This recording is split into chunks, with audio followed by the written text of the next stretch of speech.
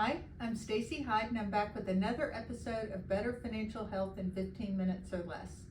And today this is geared toward primarily younger workers, but it could be geared to anyone. And it really has to do with the 401k landscape and how valuable it is. So workers today, especially those under 40, are really the first generation to really be 100% reliant on their 401k. No pensions unless you happen to work for the government or are a school teacher or a fireman or policeman. Pensions in most any corporate setting have really gone away, and they really put the onus on the individual to save for retirement. Now, some of the things have come along. Automatic enrollment. Some places will start out at 3%. Or maybe 6%. And then you get matching dollars on top of that in most cases. And so that may or may not be all that you need to save for your retirement. Chances are, unless you start really early, like at age 21, you probably should save more than just the dollars that get matched. I know that there's a lot of literature out of there that says you've got to save up to the match. Well, yes, that's smart, because if you're not saving up to the match, you are walking away from free money, but you also need to be saving really, I would say 15% of your income.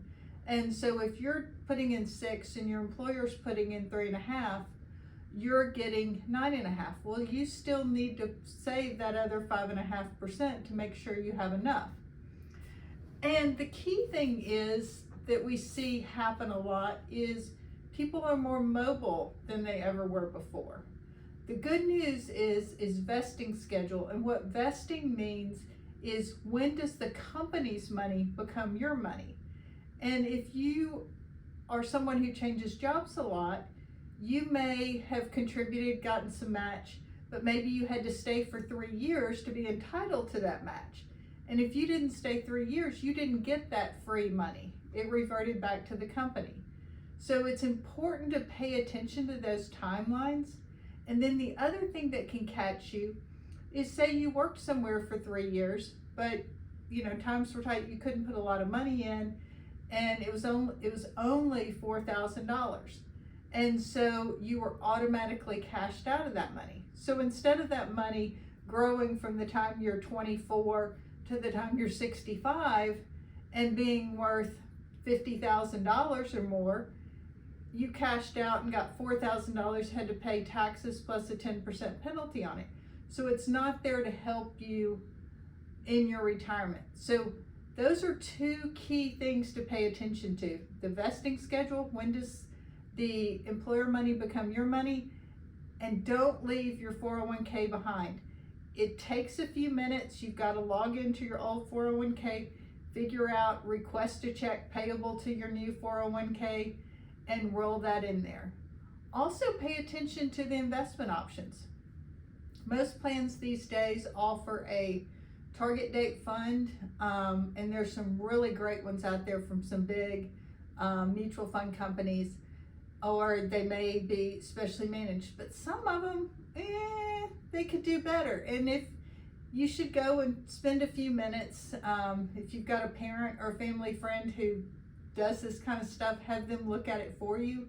They may say, no, you'd be better off to build your own model and then rebalance it once a year. So in a lot of cases, the target date works great. Sometimes not quite as good, but it is important to understand that. Don't leave that behind. And then what I consider the super spectacular option, especially for younger workers, is the Roth 401k. This is the ability to make your contributions with after-tax dollars, have them grow tax deferred, and as long as you follow the rules, 59.5, been in Roth at least 5 years, you avoid all future income taxes on that money, both state and federal. That's huge. So if you're young and you put your money in and say your contributions over your lifetime were $250,000, it's likely to be worth $1.5 million to $2 million depending on your investment returns. And wow, having $2 million where you don't have Uncle Sam as a co-investor in your retirement is huge. Now, any money that the company puts in on your behalf will always be pre-tax, so you'll owe tax on that. But you can, in most cases, and I think a lot of the holdout plans will be adding this feature as of January 1 of next year, you can make Roth 401k contributions. Some people still mistakenly believe that if you earn over a certain amount, you can't make Roth 401k contributions. That's not true. You can't make Roth IRA contributions if your income's over a certain amount. And if you're trying to figure out how to do that, we have a episode out there on backdoor Roths. But Roth 401ks do not have income limits. So no matter your income, you can still contribute to a Roth 401k. And the limit, if you're under 50, to either pre-tax or Roth or a combination of the two, is $23,500. And if you're over 50, you can put in an extra $7,500. So that's a lot of money to put aside and save. You're not going to be able to get there immediately, but go ahead and start working toward having your contributions total up to 15% and pay attention to those vesting schedules. Because you don't want to treat your 401k like an afterthought. That is your future retirement paycheck. That's what's going to generate it.